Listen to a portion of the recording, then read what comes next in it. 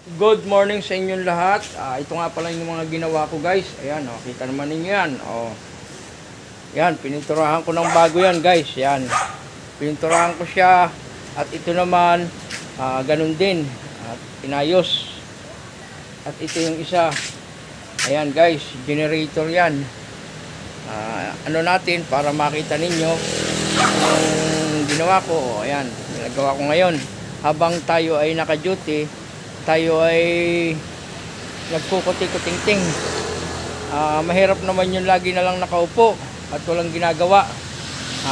Tayo may stroke, kaya yan, guys. Ngayon, kumutintin tayo ng konti dito sa mga gamit ni boss at tayo ay nagpintura. Makita naman ninyo. Tapos ng ating accomplishment. At sure naman, siguro matutuwa siya niyan dahil gusto niya mapinturahan niyang mga gamit na yan dahil kinakalawang. At yung isa nga pala, natapos din natin, guys. Ayan, kita naman ninyo, yun.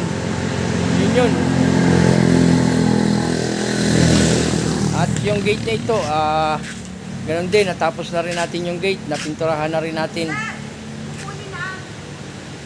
Ayun ang masasabi ko sa inyo, guys. Porque ako naka-duty dito, kala nyo na ako yung nakatayo lang, may ginagawa tayo kahit hindi. Para hindi tayo may stroke. Ganun din ang gawin ninyo, mga ka-5-9 ko.